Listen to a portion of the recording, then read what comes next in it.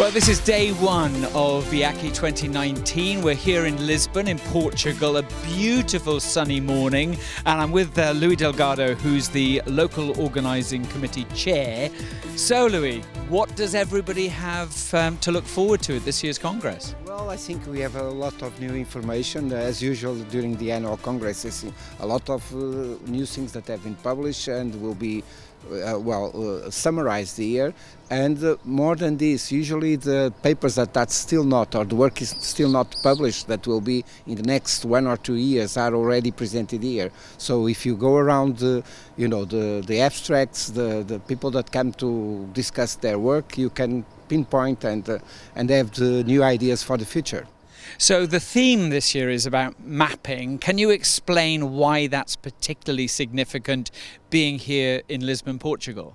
Okay, mapping, it comes a little bit from our traditional sailing country that we are, and during the 15th, 16th century we redesigned all the map of the world due to the discoveries, and this is a scientific unknown part of these discoveries, because most of the cartography that we now know of the world was established at that time. So linking from that, also we have a complex world now on allergy due to the pool of new information on genetics, bioinformatics, a lot of data that people need to navigate on that and know how to map this new information, and that's the basic idea. So what excites you the most about hosting this Congress?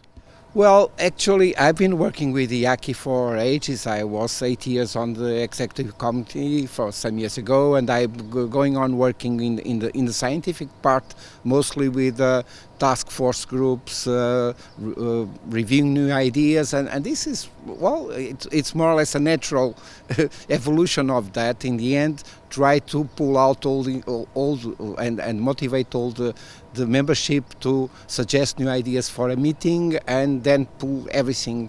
It's a lot of teamwork, of course, and that's also a challenge, I mean, the interesting thing about mapping, you have cartographers who create the map, and then you have the explorers who use that map, and it's very similar in this world as well. Why do you think it's important to have a congress that brings together researchers and clinicians?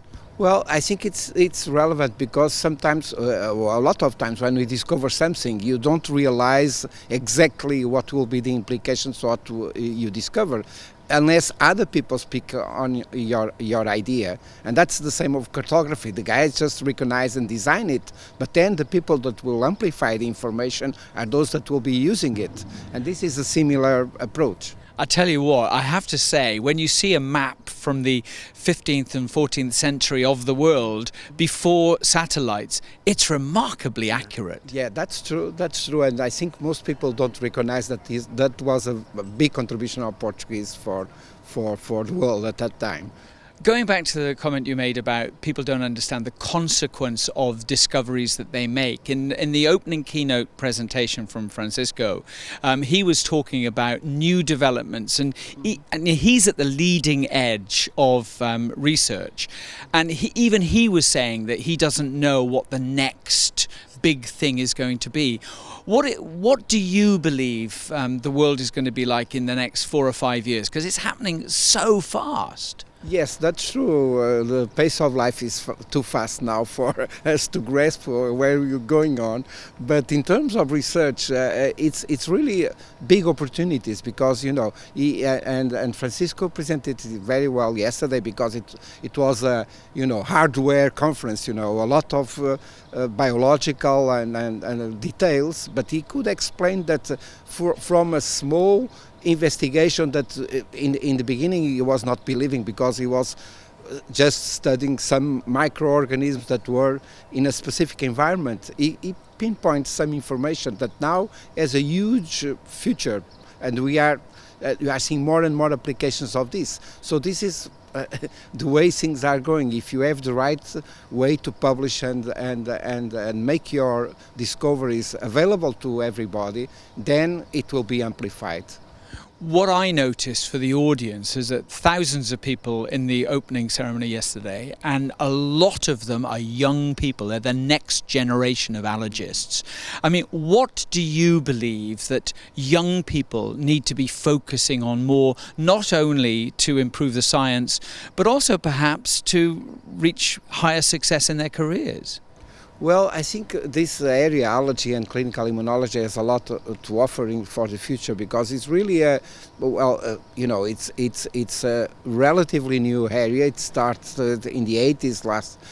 The application of this in the field of allergy, the immunologists started earlier from microbiology, but now we realize that there is a whole number of diseases that connect to these basic mechanisms, even cardiovascular disease or neuropsychiatric disease, things that people didn't imagine, and so the possibilities to go a little bit deep on the mechanism, the immunologic mechanism, the allergy mechanism, will bring you a basic information to understand probably more disease, more complex process that you imagine in the start when you start the field.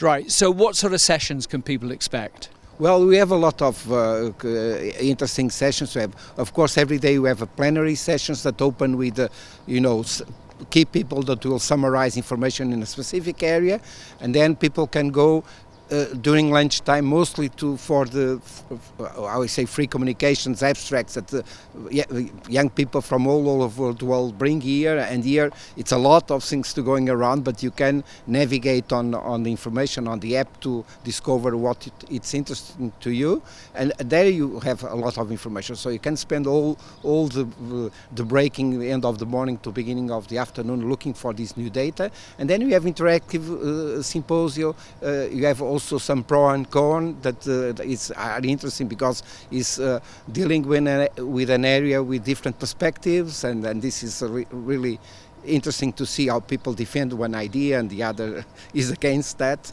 So I think until the end of the day you have very interesting things to see and to go around. Right, finally, you and your team have worked for a long time putting this together. What is the most satisfying part of it for you on a personal level?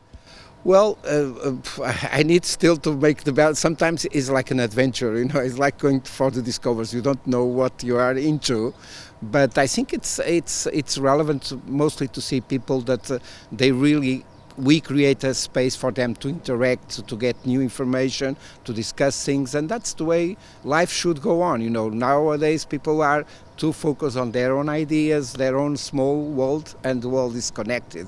So people here have the opportunity, in terms of science, of clinical work, even in personal, to make this interaction, make these connections, and they are really easy to establish here, because people are on the same ground trying to grasp the information. So that's probably the most rewarding experience. Louis Delgado, thank you very much indeed. Well, that's all from EAACI TV at the moment. We'll be back with more later.